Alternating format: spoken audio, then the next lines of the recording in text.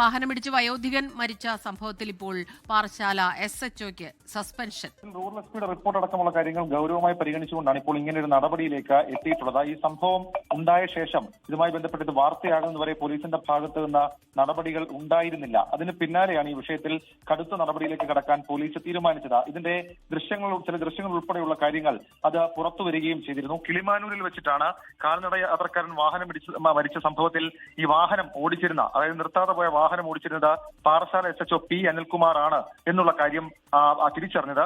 അതിനുശേഷം ഈ അനിൽകുമാറിനെതിരെ നടപടിക്ക് റൂറൽ SP ശുപാർശ നൽകിയിരുന്നു.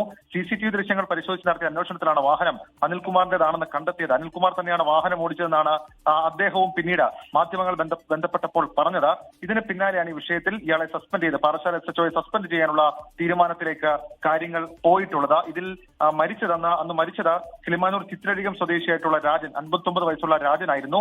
ഒരു പക്ഷേ അദ്ദേഹത്തെ വാഹനമിടിച്ച ശേഷം ആശുപത്രിയിലേക്ക് എത്തിക്കാൻ ശ്രമിച്ചിരുന്നുവെങ്കിൽ ആ രീതിയിൽ അദ്ദേഹത്തിന്റെ ജീവൻ രക്ഷിക്കാമായിരുന്നു. പക്ഷേ ഔദ്യോഗിക കൃത്യനിർവഹണത്തെക്കുറിച്ച് കൃത്യമായ ബോധ്യമുള്ള ഒരു പോലീസ് ഉദ്യോഗസ്ഥൻ തന്നെ ഈ രീതിയിൽ നിയമം ലംഘിച്ചതിലാണ് ഇപ്പോൾ അടിയന്തരമായി ഇയാൾക്കെതിരെ നടപടി പോലീസിന്റെ ഭാഗത്തുനിന്നുണ്ടായിരിക്കുന്നത്.